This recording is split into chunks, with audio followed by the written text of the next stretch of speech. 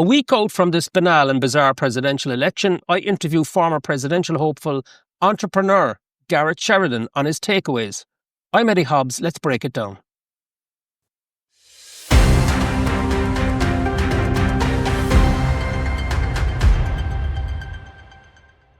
So, Gareth, you're very welcome to studio. Now, before I start throwing the questions at you, I just want to play a clip which was your exit speech on the 22nd of September, covered by RT. You were in studio.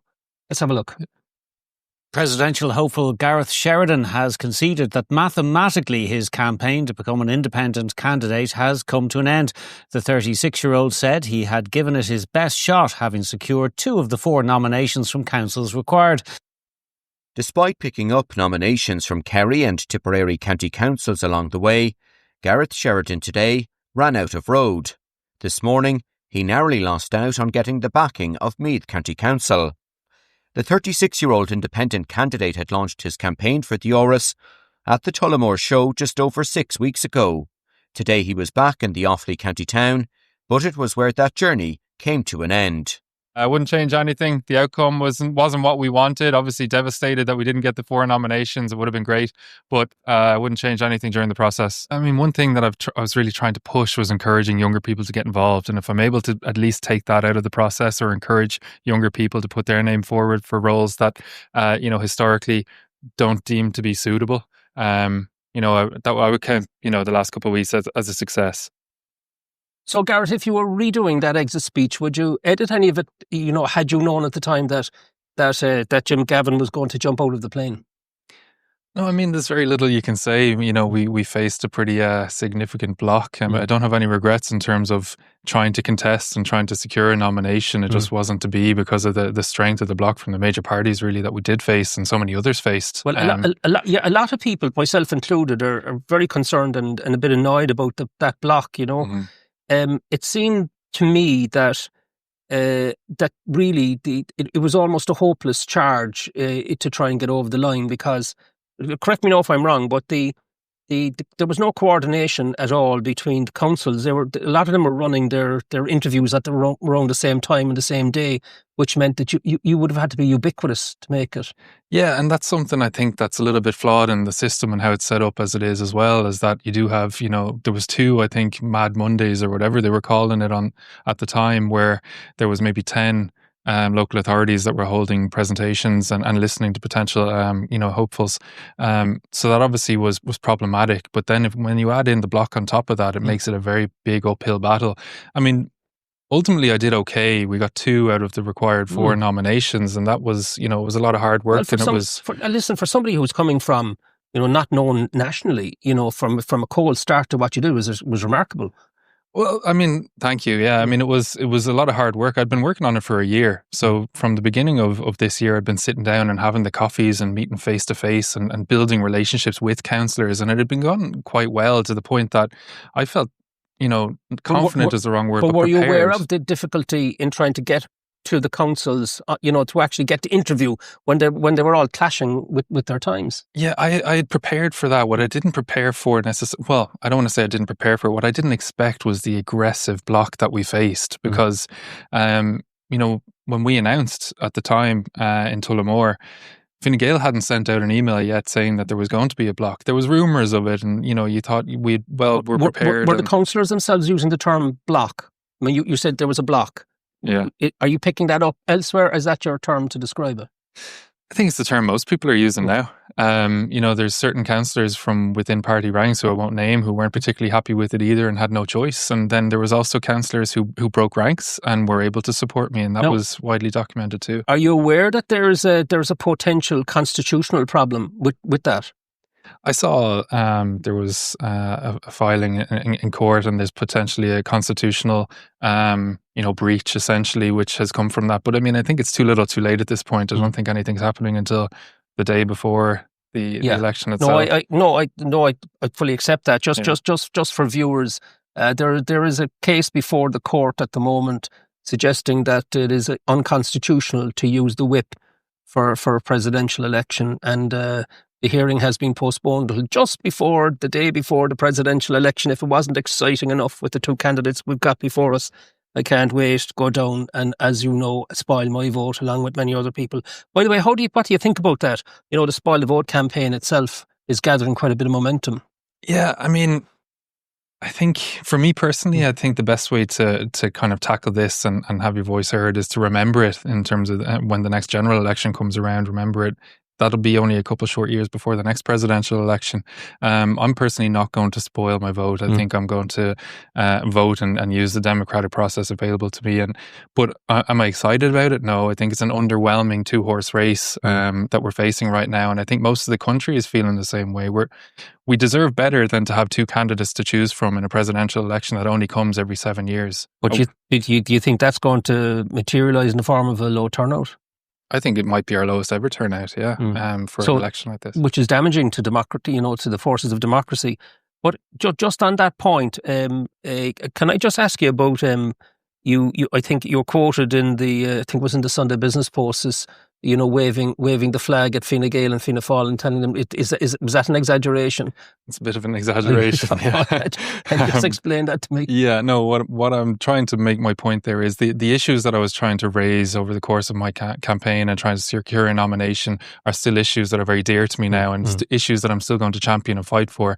Maybe not from the Phoenix Park, but from other angles.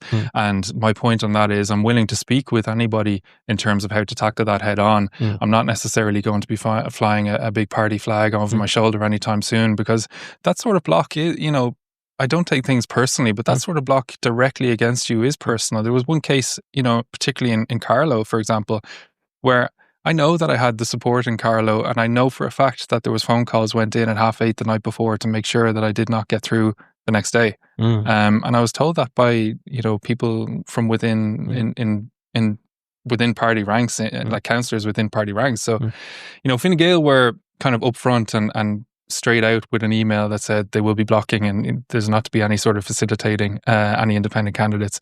Fianna Fáil were a little bit more secretive about how they went about it. Yeah, Neil Martin said, a couple of months before the campaign kicked off, that Fianna Fáil would not be blocking. That was not the case. Well, I am aware of, completely separately, just to corroborate that, I am aware of a number of Fianna Fáil councillors that have been visiting people, basically, with their hands in the air, almost apologetic for what happened, Yeah. So I think that's very interesting. Well, that's the point about this is a very unusual presidential election. There's a lot happening underneath the surface, and there's nothing to do with the presidential election. I mean, if you take your point, very well made about housing, in a survey there in 2024, we find that I think it was just about 63%, nearly 2/3. Of all young people aged between 15 and 35, which is you're just exiting that at the moment, so you're kind of representative of it, want to leave Ireland. They want to emigrate from this so-called successful economy. Meanwhile, we're importing talent from all over the world, which is great, filling quotas and all the rest of it. But we're allowing in a lot of illegal immigration into the country from North Africa and from the Middle East, and like. People are very concerned about what's going on. Parents are looking at their young, talented, the best talent we've got leaving the country. Now, you went to Florida, you set up this very successful business, and then you came back. So, how do you see that as an interconnection, or do you think they're separate? I think there's just, what I think we're missing is just common sense when it comes to all of the points you made, right? So I think it's in all of our DNA. We all do our couple of years abroad. We all go and backpack, or we travel, or we do America, Australia, whatever it may be. What I've noticed over recent years is that only recently is your bank account dictated if you can come home or not. I mean, we all used to be able to come home after those couple of years abroad and start a life, build a family and have a life here in Ireland. And that's become very difficult. And particularly in industries where we're calling out for talent, to your point, we need nurses, we need carers, we need builders. That's one particular, thing that I was trying to focus on. And I think when it comes to immigration, I don't think we have an immigrant problem. I think we have to be careful that we don't start targeting people. But what we definitely have is a lackluster, ill-prepared immigration system, 100%. And it's very much fitting of a theme that I've seen develop and kind of become normalized, which is that we are constantly looking back, trying to fix issues we should have foreseen. So the housing issue we should have been prepared for. The tariff discussions on pharmaceuticals, I don't know how we even got to the point where the economy was going to face what it was facing with the tariff levels we were talking about. and we had all of our eggs in one basket, essentially. We seem to always be looking back saying we should have done this, we should have done that, and there's no forward-looking thinking. And that's something that I was trying to highlight as well. And that happens by welcoming in younger people into the conversation and building an Ireland of the future with a future focus, essentially, and an Ireland where young people can actually be proud to call home and not just somewhere they grew up and had to leave in their 20s. But isn't that the issue? I mean, it's not just the affordability of housing. And that, I mean, it's kind of all interconnected issues, and we see it as well in I'm sure you're watching it in Europe. You know, there's quite a shift going on in the Overton window. You know, the gap between the two extremes is moving. Yeah, and people have just I mean, conservative governments are in trouble all over Europe as a consequence of that. But that's the problem as well. I mean, we're seeing the division that's starting to not even creep in. It's evident and it's visible now, right? And the division is because there's a frustration, particularly, from both sides, and they want to blame each other, right? And that doesn't help anything. Essentially, if we want to tackle these issues head on, we need to do it collectively. But that means collectively in terms of left and right. It means collectively in terms of age. It means collectively as Irish people as a whole. We want to tackle our issues together. And that's the only way we get ahead of them. And I think But how do you say that there's two, like, left, you know, there's a division of the two sides in Ireland when there's really only one side? I mean, Fine Gael, Fianna Fáil are two sides of the one coin, more or less, on the spectrum. Yeah. And Sinn Féin aren't too far off. In fact, both went left to try and face the threat from the left from Sinn Féin, and they've all ended up kind of left of centre, if you want to look at it like that. And I mean, I thought that was evident, wasn't it, from the last general election? The results showed that. Yeah, and I think that's problematic as well. That Fianna Fáil, Fine Gael are basically dictating to us who we can choose for the president of Ireland, which is the only office of the country that the people elect.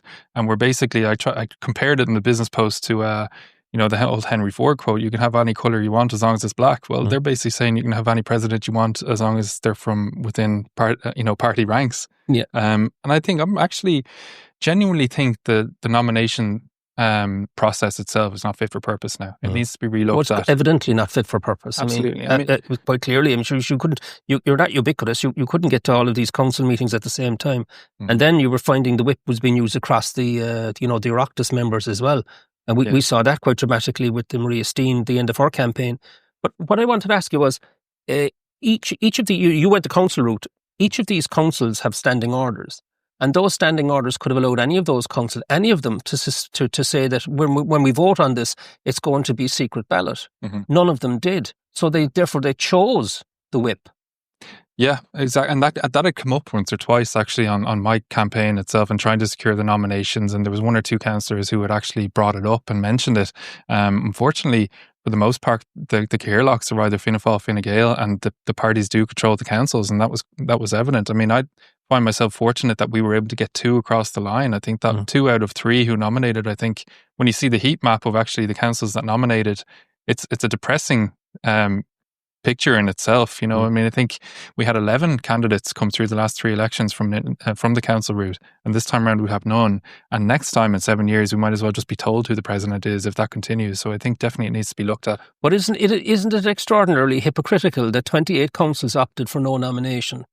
None, right? Yeah. And yet we're being told that you should go down and vote in this bizarre election, because of that's your democratic duty, and that's spoiling your vote, which will count, which will register and will tot up, is the wrong thing to do.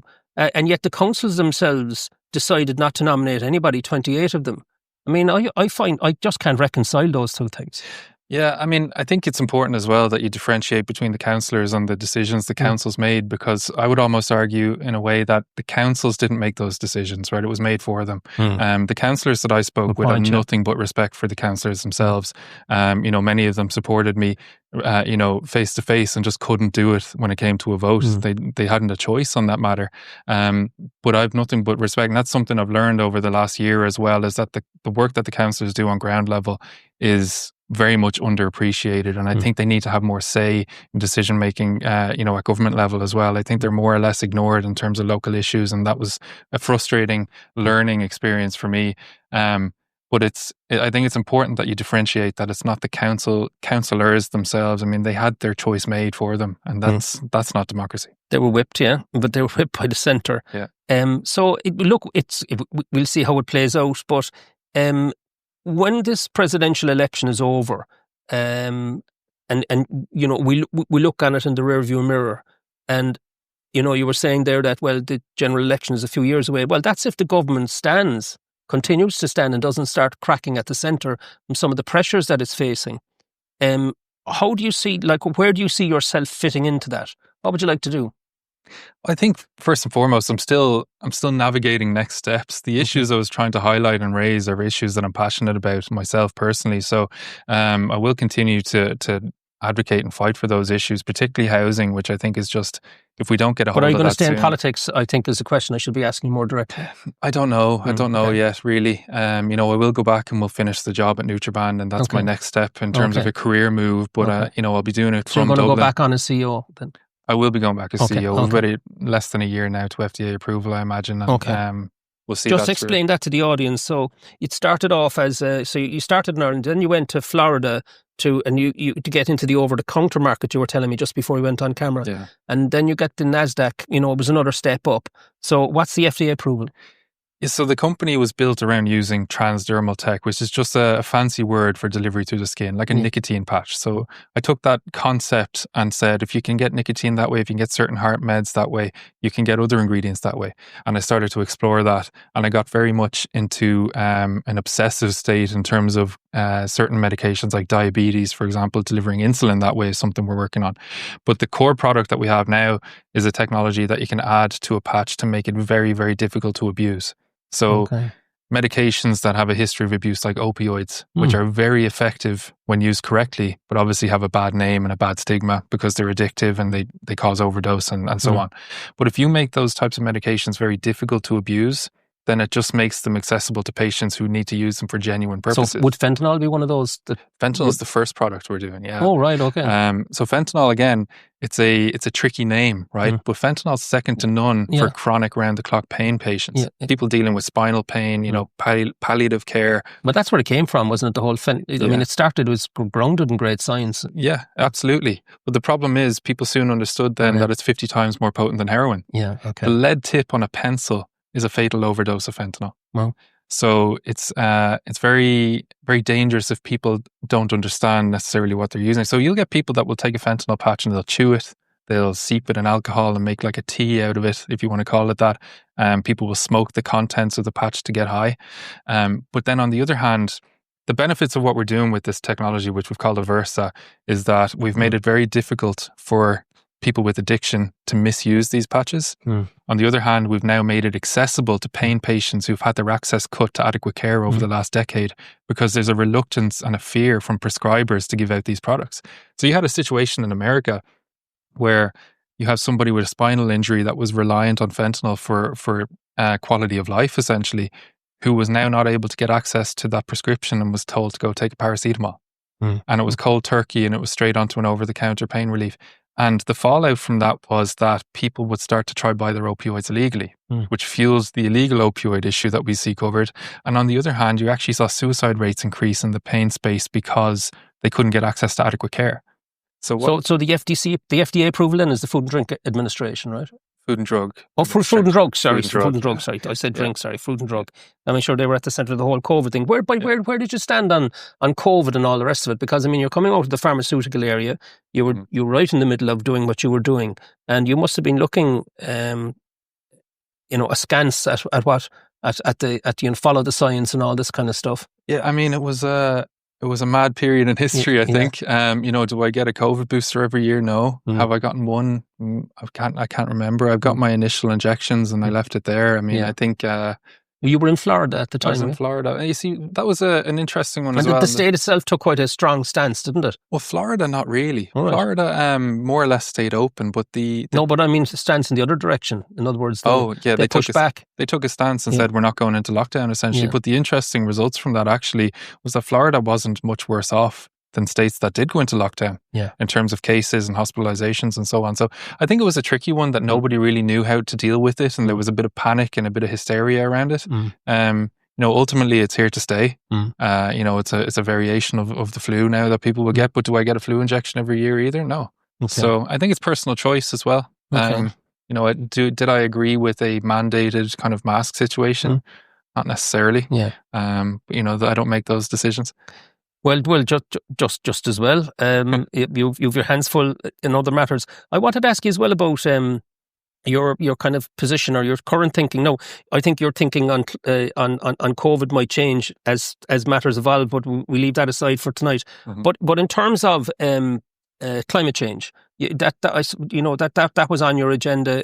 Where's your position on climate change? I mean, are you for the UNIPCC model being accurate, or do you think that that's a lot? I mean, the United States has just pulled out of the whole thing, so that's the end of that. I mean, it's a tricky one. I think the aspiring upcoming generations, obviously, it's a hot topic, and it's something that they want to see tackled head on, and it's something that I think we have an obligation to try and tackle as well. But that's if the models are accurate. Again, that's something that you tend to not understand. You tend not to see the results of those until way after the fact. For example, have you ever read a UNIPCC report? I have not, no. Yeah, but most people, by the way, I've asked that question of many people, and I've yet to meet anybody who's actually read one of the reports. Yeah. Because what happens is that the report then gets exaggerated in the media, and then the extremists get it, and by the time we're consuming it through our domestic media, including media like The Guardian, it's all over the shop. Yeah. But I understand media exaggerations anyway now. Of course you do. Well, I mean, you're a business person. You have to deal with, unfortunately, the way it works.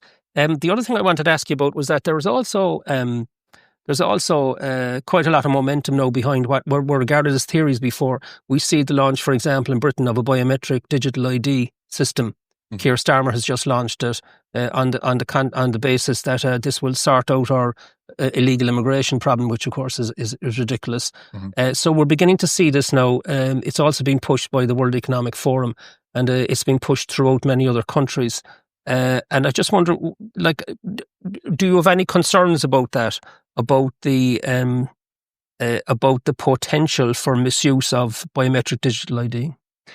I think it's the direction the world is going. I think these are the types of things that are going to be quite normalized as we continue to develop from a technical standpoint globally.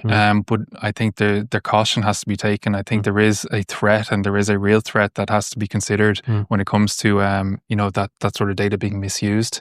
But again, I just think it needs to be managed very, very cautiously. But how would you manage it? Because the fear here is that the central banks are now on the cusp of bringing out central bank digital currency, which is programmable money, which will then link to your biometric digital ID wallet. So now you have an actual currency, which itself can be adjusted, just like the Chinese do over there through their social credit system. And that has been the fear that people have been concerned about.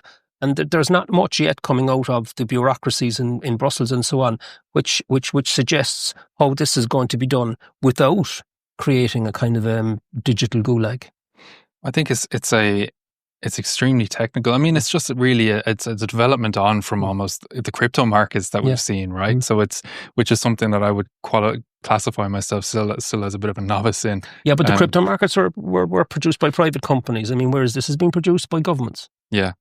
Yeah, I mean, I think it's probably we're still a good few years away from that actually having any sort of meaningful impact. But it's something that, again, everything is going digital. To your point, we're going biometrics, we're going currencies.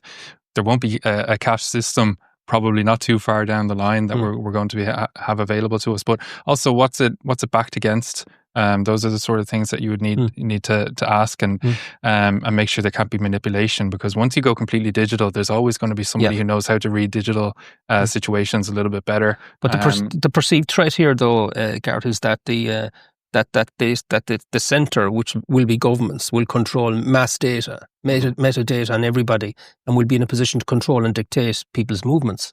Not just in terms of spending, but in terms of travel, in terms of vaccines. The whole thing will become, kind of a totalitarian type, 21st century totalitarian type structure. Now, I don't think we're going to get there, but I'm just saying that they're the concerns. I think we're almost dealing with half of that at the moment anyway, in terms of that sort of, control, that sort of control from a data perspective, that sort of control from a movement perspective. I think that's already built into a system that we're just not overly familiar with.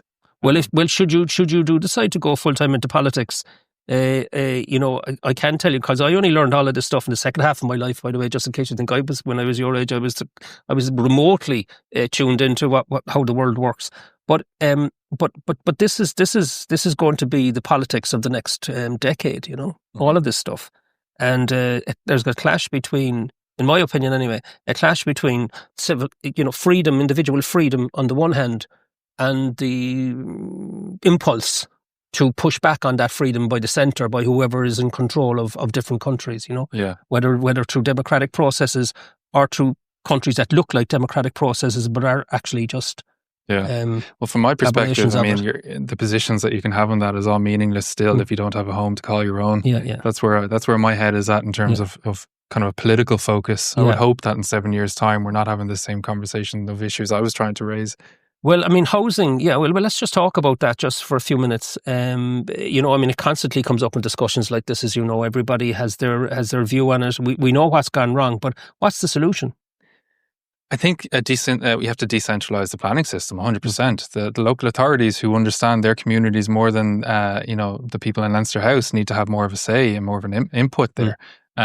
We need to start making tough decisions. I mean, the budget that we just saw now is a clear kick it down the line type of budget.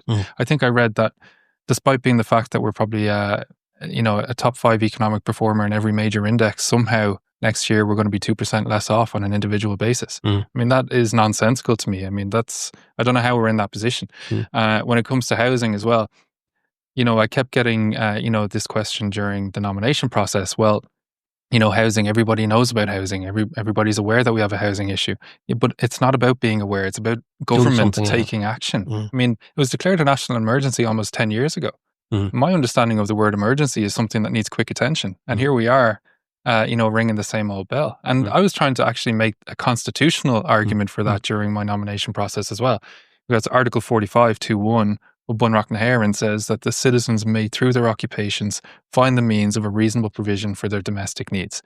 Now, I don't think I'm alone in thinking that our number one domestic need in this country is a roof over your head and a home to call your own. And now successive governments have failed in a constitutional obligation under Article 45 to tackle that head on. And these are just issues that I was trying to bring back to the forefront of attention. I don't have the solution for it today, but I think the solution starts by making sure that young people have at least an input in the conversation. When I say young, I don't mean teenagers. I mean people under the age of 40 that still can't purchase a home. These are the things that I was trying to highlight.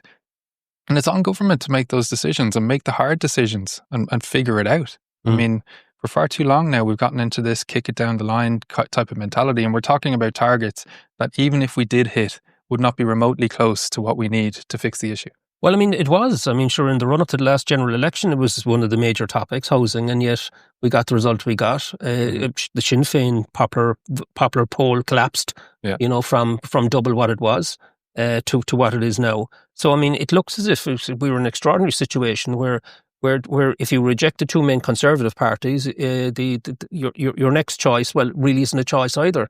So you end up back saying, well, the devil you know, and it doesn't change. Yeah, and that's problematic, I think, right? Because we've gotten used to kind of the same old, and now we're getting the same old results.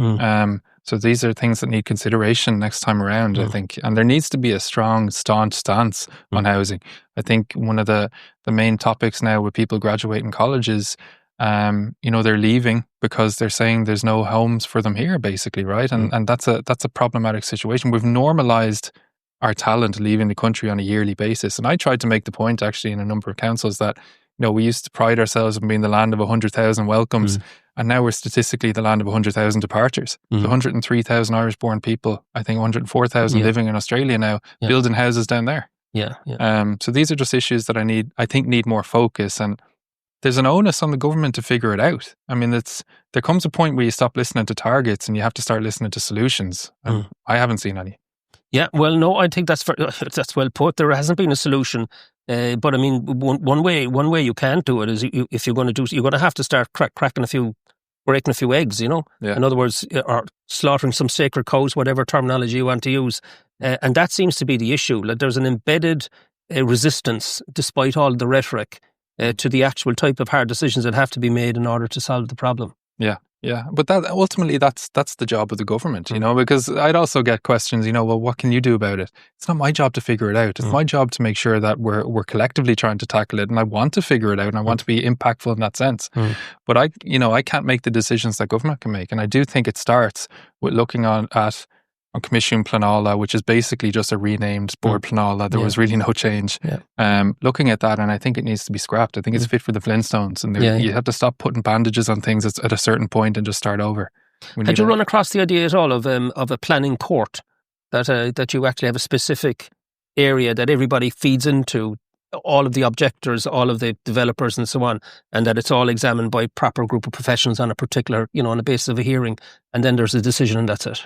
I haven't, no, I haven't, no. But I mean, it makes sense. I mean, there needs to be specific focus on it. It needs to be almost round the clock. But I think it starts by looking at the planning system in general and just starting over. It needs to be fit for the purpose of this decade and this century. And I think it hasn't been.